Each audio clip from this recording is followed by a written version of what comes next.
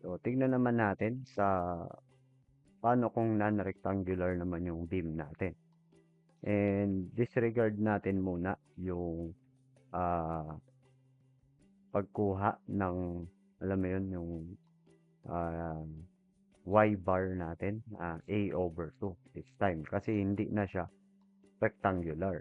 Tandaan natin, yung y bar natin is centroid from or distance from the compression fiber to the centroid of the area of concrete block.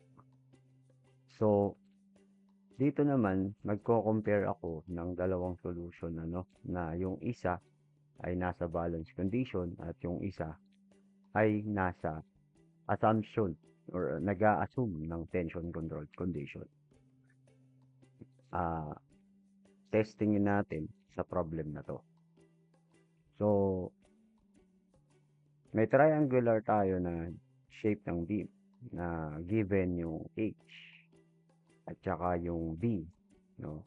Sa first scenario, B is 300, H is 500, D is 400. Pero nagkamali ako ng type dyan. Ano siya yan? 440. Yan. Okay. So, and then later on, nagpalit ako ng give. So, FRMC dito ay 30 MPa, form na 16 mm sa AS, and then FY is 415. So, imagine kung ano yung naging pagbabago. Sa una, maliit lang, 4 na 16 mm. Pero sa pangalawa, naging 432. Okay? Medyo lumaki yung bakal. And lumaki din naman yung shape ng concrete. Pero tingnan natin kung ano yung pagkakaiba. So, gawin ko muna yung first scenario. Pero, okay, gamit yung balance condition. Okay? Or, gawin ko, ah, yeah, na balance condition. So, simulan natin dun sa pagkuha ng area ng air AS balance, no? So, titignan nyo kung saan kayo convenient. Kung gagawin ko ba to ng mag-a-assume ako or diretso na ako sa balance condition. Okay. According to the step we learn, no? Kapag nangunguha tayo or ng MU or nagka-calculate tayo ng MU, is alamin mo muna lahat kung nag-yield yung bakal gamit ang balance condition. Kukunin natin yung AS balance doon sa non-rectangular beam. Hindi natin pwedeng gamitin itong part na to kasi for rectangular lang to. So, exclude nyo muna ito. So, again, kuha ko ng AS balance. So, given ang ating FRMC na 30, so ang beta 1 mo is to be calculated using the formula to 0.8357. And then AS is calculated. So, naging 256 siya. Ilan ba ang 2565? Okay? So, nasa 804, no? Ngayon, at balance condition, goal natin na manguha ng AS balance. Makukuha natin yun since triangle ito na using geometry at the same time the balance condition formulas. Like the C na maliit at balance condition is equal to 600D is equals to 600 plus Fy. Standard na yan. So, substitute the values of D. Yan. Nakakuha ko ng C balance na 260.099. Yung A balance is makukuha mo rin diretso kasi A is equals to beta 1C. So, dalawa na yung nakuha natin. And this time, para makakuha nga ako ng balance condition sa AA, ginamitan ko to ng similar triangles. Kasi, yung compression block nito, malamang triangular din.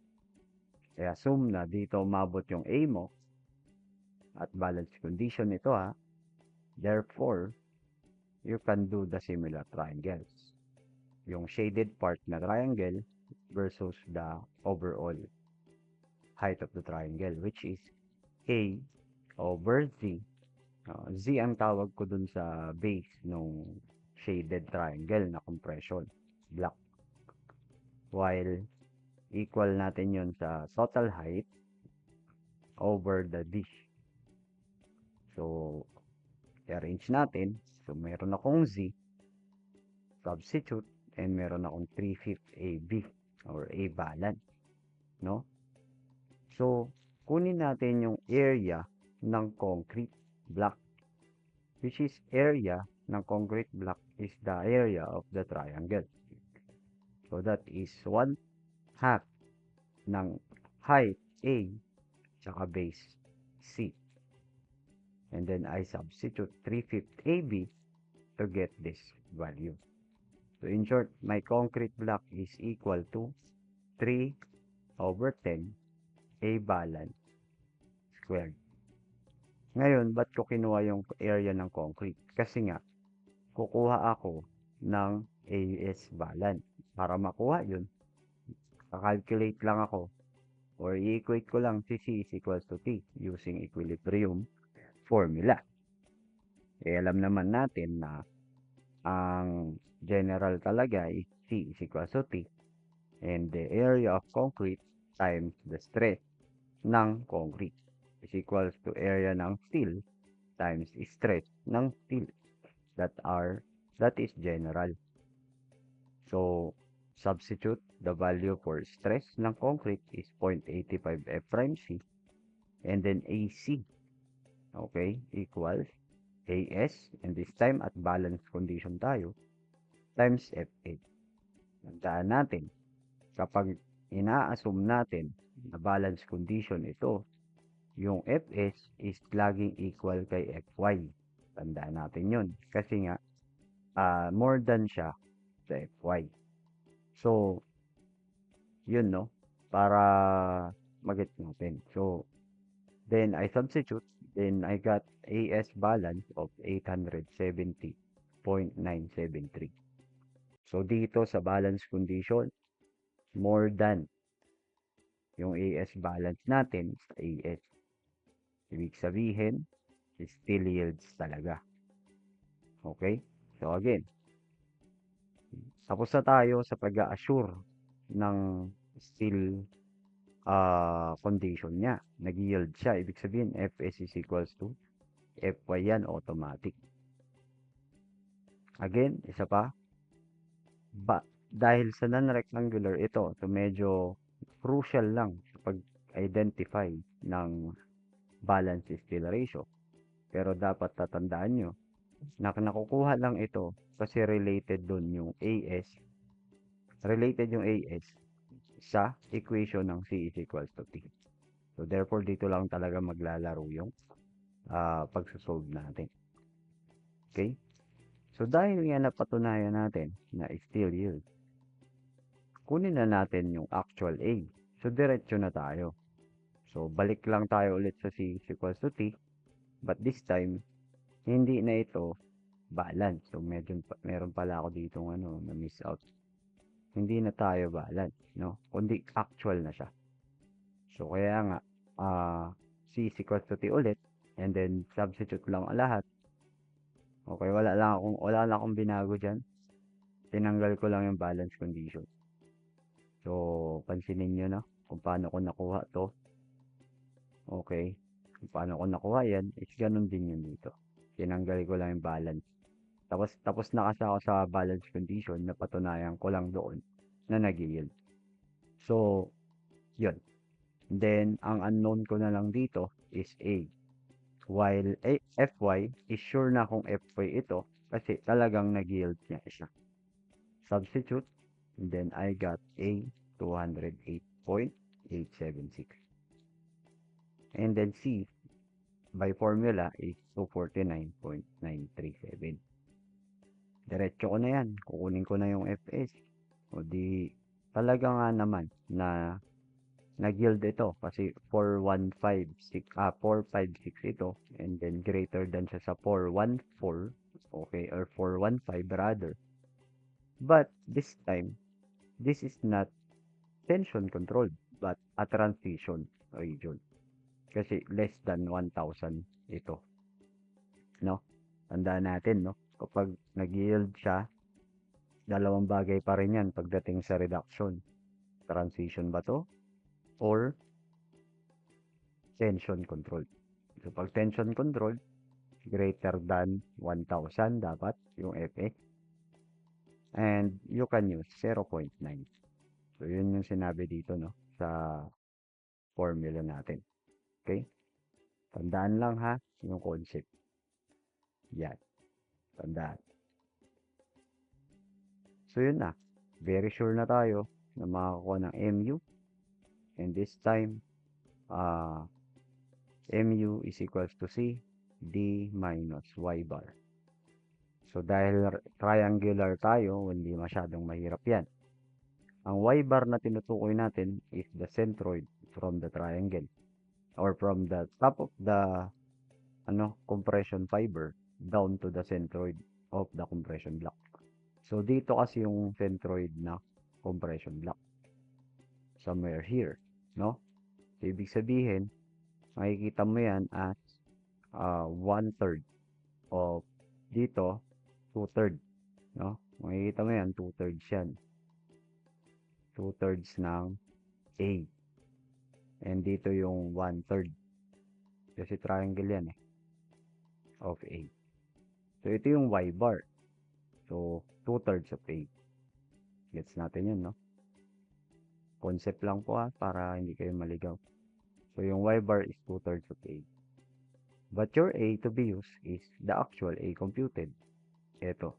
Hindi yung A balance Wala ka na, again, wala ka na sa A balance. Pag napatunayan mo na nag-yield dito, wala ka na sa balance condition, you will not use the A balance, C balance anymore. Okay? Marami nagkakamali dyan. So, you will use the actual A and you got 139.251 when you calculate this one.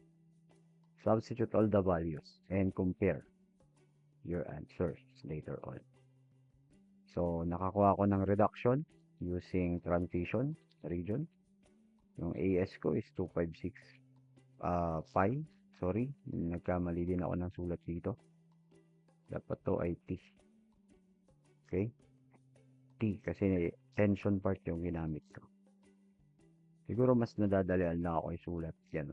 Pero pwede mo naman gamitin yung 0.85 FMC AC, no? Or area of concrete. Yan. So, I got 67,016,540.35. So, or 67.17 kilonewton meter. Okay? So, that would be for balance condition formula. So, or method. Now, I'll try to solve this using the assumption. Yan. So, this time, non-rectangular, no? So, dun tayo sa mag-assume lang muna, ha? And then, you will compare that sa ginawa natin dito. Okay? So, wala akong solution nun, but I will try to answer this. Okay, here. Actual. So, siguro dito na lang ako tatabi sa scratch na lang na to. So, total naman, gumamit na rin lang tayo ng OneNote. So, gawan na lang tayo ng iba. Another one. Oops. Nare-recopy lang din pala to. Ngayon lang din kasi ako gumamit nito. So, sige na nga. Dito na lang tayo. Ayan. So, again, ang gagawin daw is to assume. Mag-assume ka na lang na nag-yield. So, hindi ako mag-AS balance, no? Or the balance condition. Nag-assume ako na nag-yield. Therefore, C is equals to T. Dito tayo. Yan. So, summation F equals to 0. So, 0.85 F prime C AC is equals to AS. And then, I assume that it's yielding, so FY. So, kunin ko yung AC.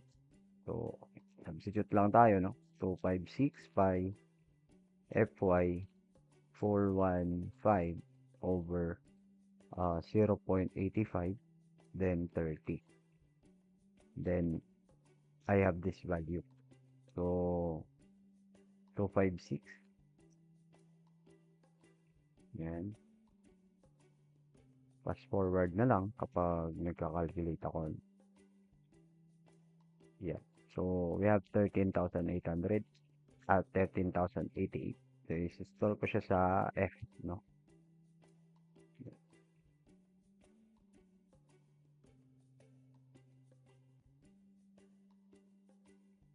Or 73.7. So, squared. Pero sabi natin, like the, previous solution, sa bagay, kunwari, hindi nga tayo yun nakapag-solve. So, you will add this on your time, no? Pero na-calculate naman talaga natin AC is equivalent to 3/10 of A squared. So, lalagay mo dyan. Kunwari, kinalculate nyo to. Yan. Tandaan nyo yan yung area ng natin. So, ang gagawin mo talaga dyan is, again, you will draw a triangle and then you will draw a diagram of C is equals to T, di ba? So, yung T, yan. So, this is D minus Y bar. Ganun pala lagi ang isipin nyo. Tapos ito yung Y bar. No?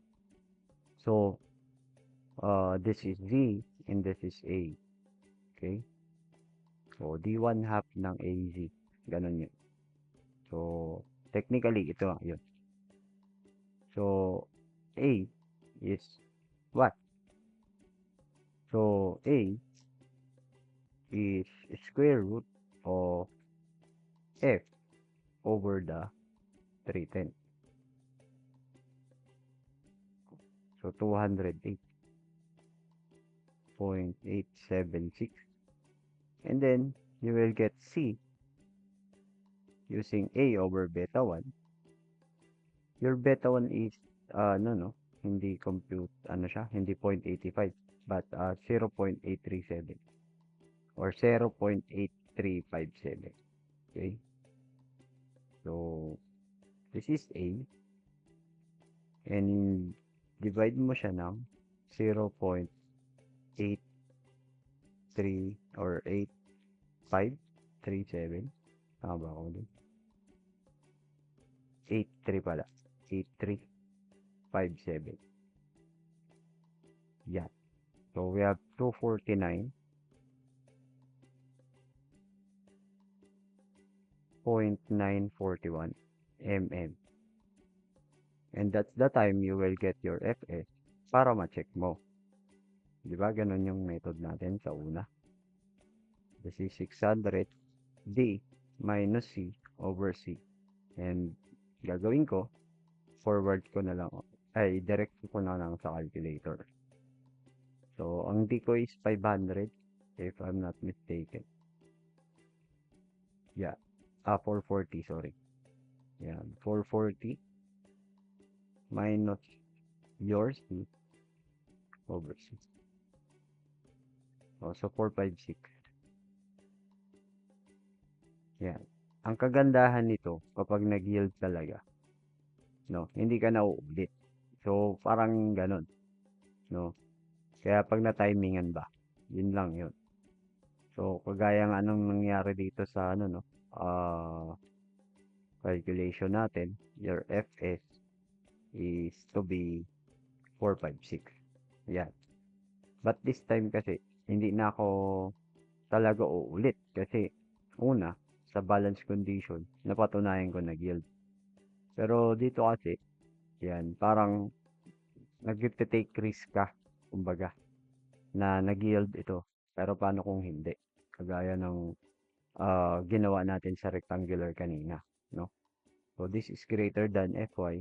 So, ang mga susunod na ganap dito is to get your MU na, no? Using ano. So, lumalabas na kapag pala nag-yield ito, no? Doon sa assumption method, eh, wala kang problema. O, di ba? No? So, advantage kapag nag-yield lang yung bakal mo. Ang problema, paano kung hindi? So, babalik ka lang din sa dati. Or, uulitin mo from the start. Paano kung non-rectangular pa ito? So, medyo mas matrabaho. No? Unlike kapag nag-balance condition tayo, okay, ina-assure na natin, hindi tayo nagte-take risk, bagkus, we are assuring, okay, not yielding or yielding. Ayos? So, hindi ko na itutuloy ito, no? Kasi ganun lang din yan. Parang ito na yon susunod mong gagawin. Ganito na. So, dito, sa problem na to, sa scenario na to, napatunayan natin, dahil nag-yield, mas madali yung sa method 1, no? So, pero, may mga tanong kasi din, no, sa ginagawa sa board exam o kaya sa mga ibang conditions, tinatanong din yung mga common values kapag balance condition. At balance condition, ano ang AS mo? Ganun. So, technically, alam mo rin yung background nito. No? So, paano naman kapag sa scenario number 2? So, dito nga, ipapa-appreciate natin, ika, ah, nagkakataon kasi na, no, nagme-method 1 ako, okay, nagkakataon kasi nag-yield. Eh, paano kung hindi? So, scenario number 2 will tell us, uh, that case. So, pinalitan natin yung B na 400, yung D 500, and yung H is 600. Pero yung AS is 4 na 32. Alam nyo, pwede rin sa experience ng pagsasolve nyo, is obserbahan nyo lang din yung given. Kapag sobrang laki ng, yung kahina-hinala yung AS mo to investigate, ang laki ng 32 mm mo, tas 4. Then versus the size of the beam, tandaan natin, ang role ng compression force, tsaka yung tension force is to maintain equilibrium. Therefore, kapag sobrang lumalaki yung bakal mo, natiyak na mas malaki pa sa balance condition effect. Therefore, hindi mag-yield yan. So, di ba? May chance na hindi mag-yield yan. Pero again, sabi ko nga, we are following the steps.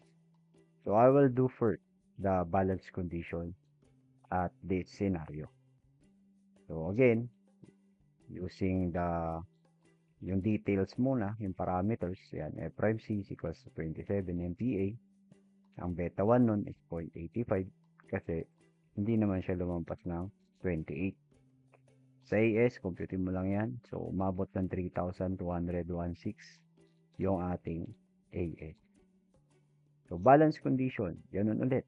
Ginawa natin yung C balance, no? A balance, and same scenario, ganito yan.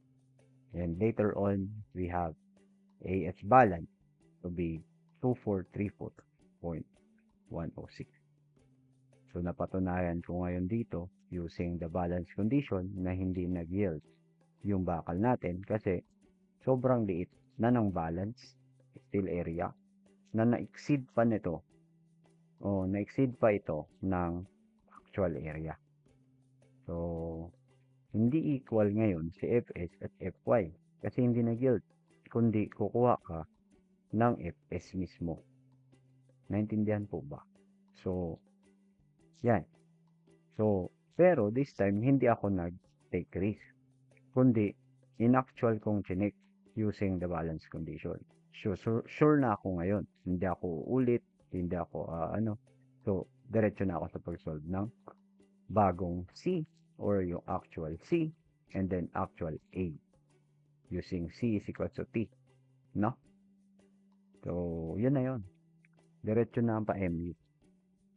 C is equal to T now, and then the formula And then I'll substitute the value. And this one is 1/3 naman yung 1/3 A squared naman yung AC ko. Why? Kasi ang AC ko dito is 1/2 of AZ. But your A is your Z, sorry, yung 2/3 ng AB. Nagpalit kasi tayo ng given. Ayan na siya. Sundan na lang, ano? Yan. So, therefore, as I substitute all of this, nakakuha ko ng bagong C na 363.015. Then, A is equal to beta 1C, 308.563. So, minabuti ko na na C na lang hinahanap ko nga, no? Kasi isa lang ang substitute ko, yung A lang. So, finally, yung Fs is calculated and I have 226.412. Reduction, less than ng Fy. So, still really doesn't yield. So, therefore, I will use a compression controlled reduction na 0.65. And then, diretso na ako sa MU. Okay? So, pagkakatulad, okay, ng solution, the same solution, magkaiba lang ng gilid. So, nakakuha ko ng 139.328. No, nakita niyo yung flow. Convenient ba sa'yo na magsimula ka sa balance condition to make it sure? Siguro, dahil non-rectangular ito, siguro, aaray ka lang ng konti sa pagkuha ng AS balance. Pero, C is equals to T lang din yan. Kagaya nung sa rectangular. So, sir, okay sa akin to. Okay. Pero, tingnan natin yung method 1. Baka mas maging okay din sa'yo ulit. Okay. So, non-rectangular beam, a triangle beam, which is the second scenario, is gagamitan ng method 1 or i-assume muna na nag-yield ito. So, sa method 1 natin, yan, saan ka na? Yan, eto, assuming tension yield, yan. So, and so, oh, non-rectangular. So, again, triangular pa lang to, parang regular pa nga rin lang din yun, pero non-rectangular siya. So, regular naman siya. So, regular triangle. So, madali lang din halos, no? So, ganito po yan. So, C is equals to T. So, 0.85 F prime C, AC, is equals to A as Fy. Since our Fy is assumed to be still yielding. Substitute all, and we have A, 336.958. Sana habang pinapanood mo to, you are also calculating. So, C is equals to A over beta 1. Therefore, your C is 396.421. Now, I am checking if it is still really yield. But, I found out not.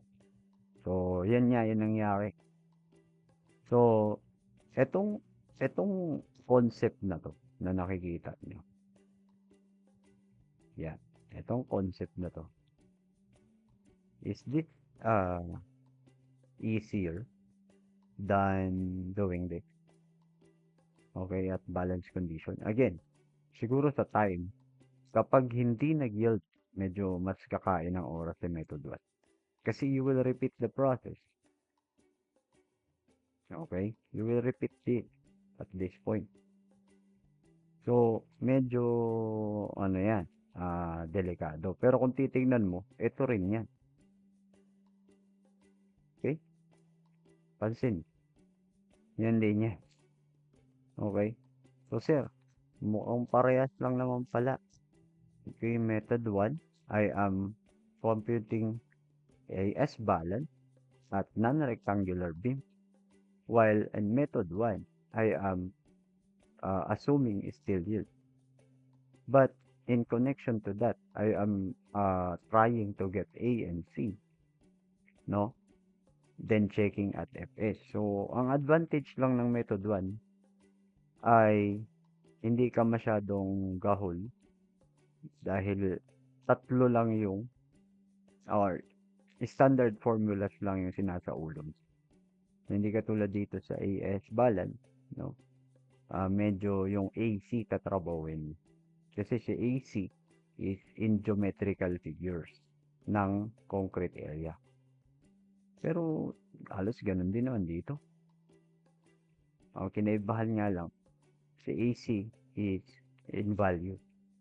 So, pero nanguha ka rin naman talaga ng area talaga, no?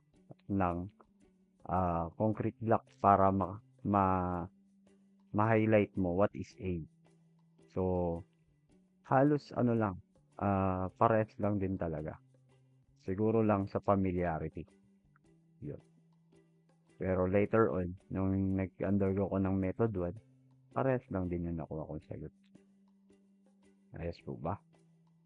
So this time, bibigyan ko kayo ng kalayaan kung anong method yung gagamitin nyo. Mag-a-assume ba ako muna?